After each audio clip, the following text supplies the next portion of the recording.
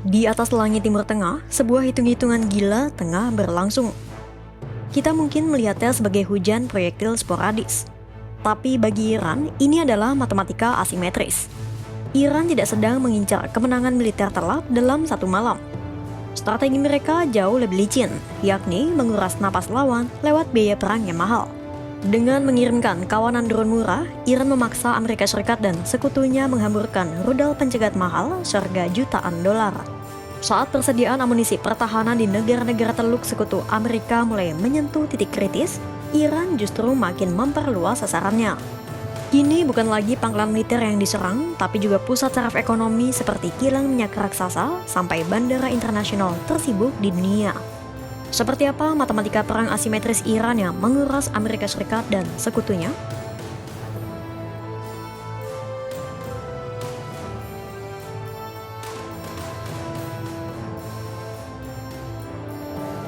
Di balik riuhnya sirine peringatan serangan udara di Timur Tengah, Iran sebenarnya tengah berhitung untuk memaksa Amerika Serikat menghabiskan senjatanya yang mahal.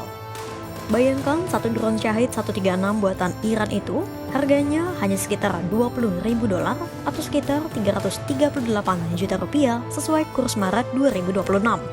Untuk alutsista, harga drone Shahid itu sangat murah, terlebih kalau dibandingkan dengan sistem pertahanan udara Amerika Serikat seperti Patriot dan THAAD. Sekali tembak, rudal Patriot itu harganya 4 juta dolar Amerika Serikat atau sekitar 67 miliar rupiah. Sementara THAAD lebih mahal lagi. Sekali tembak, rudal THAAD itu harganya 12 juta dolar Amerika Serikat atau sekitar 202 miliar rupiah. Bayangkan saja, untuk membasmi satu drone murah seharga 300-an juta rupiah, Amerika Serikat harus membakar puluhan miliar rupiah. Amerika Serikat sebenarnya juga punya Advanced Precision Kill Weapon System yang terpasang di jet tempurnya. Sistem rudal itu harganya sekitar 20.000 sampai 30.000 dolar per unit, tapi belum dengan biaya operasional jet.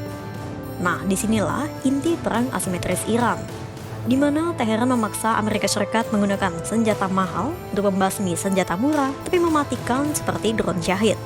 Dan kini Iran tampaknya berada di posisi yang diuntungkan karena amunisi Amerika Serikat dilaporkan tengah menipis.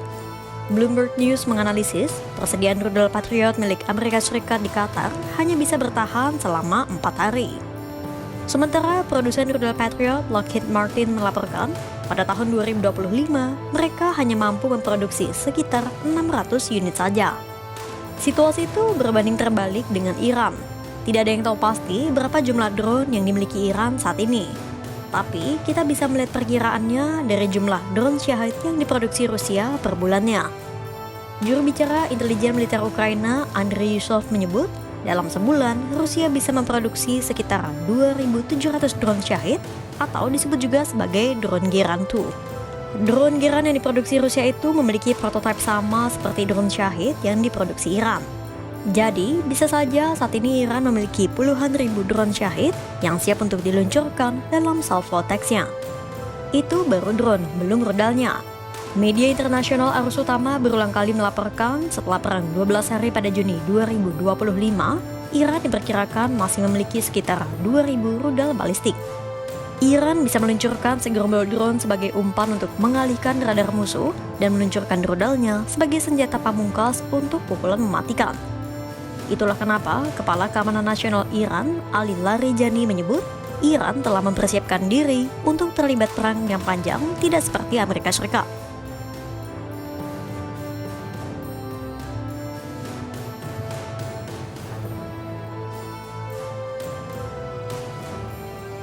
Dan kini strategi Iran telah bergeser dari sekadar adu amunisi menjadi upaya sistematis melumpuhkan jantung ekonomi negara-negara teluk. Titik serangannya tak main-main. Melansir dari The Wall Street Journal, di Qatar, Iran telah menyerang fasilitas energi di kota industri Ras Laffan, salah satu eksportir bahan bakar terbesar di dunia. Akibat serangan itu, Qatar terpaksa menghentikan produksi gas alam cair atau LNG-nya.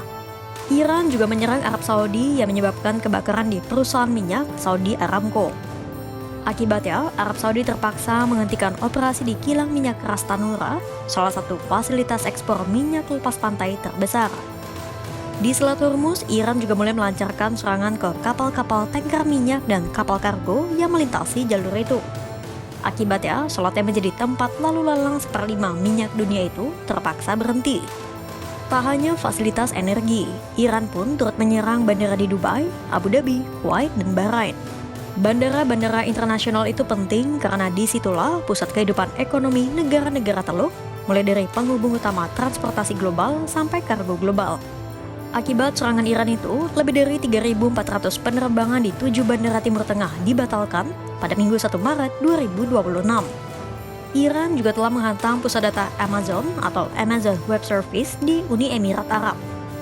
Di tengah hantaman gelombang serangan Iran, negara-negara itu juga terjepit oleh persediaan rudal penjegat mereka. Uni Emirat Arab hanya punya kurang dari 1.000 rudal penjegat, Kuwait sekitar 500 unit, dan Bahrain kurang dari 100 unit. Menipisnya amunisi mereka membuat Iran jadi lebih mudah mengeksploitasi lewat gelombang serangan beruntun. Semua itu dilakukan untuk menyebabkan gangguan ekonomi di kawasan Teluk, meningkatkan harga energi global, menyebabkan inflasi, dan menghabiskan rudal mahal negara-negara Teluk. Tujuan Iran untuk memaksa Trump mundur, tak peduli hubungan mereka dengan negara-negara Teluk rusak.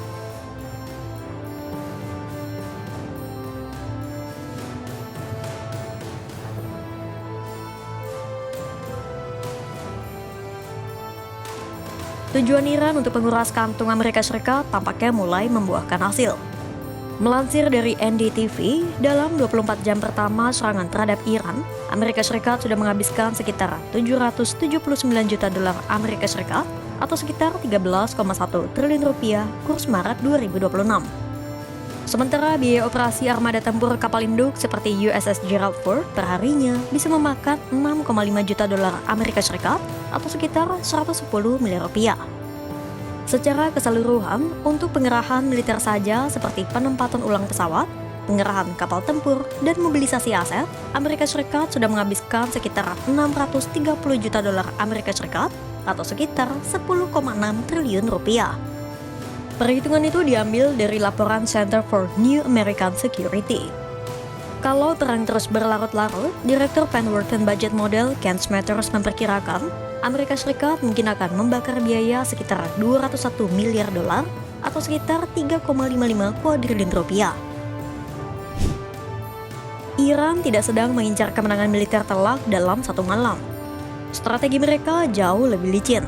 Iran menguras napas lawan melalui biaya perang yang mencekik. Iran sudah dalam mode perang habis-habisan.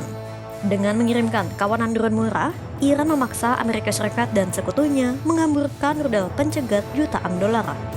Saat persediaan amunisi pertahanan di negara-negara Teluk mulai menyentuh titik kritis, Iran justru meluaskan serangannya. Kini bukan lagi pangkalan militer yang dibidik, melainkan pusat saraf ekonomi, mulai dari kilang minyak raksasa hingga bandara internasional tersibuk di dunia. Sejauh mana matematika perang asimetris Iran ini akan membuat Amerika Serikat kelimpungan? Pantau terus perkembangannya hanya di kanal YouTube Kompas.com.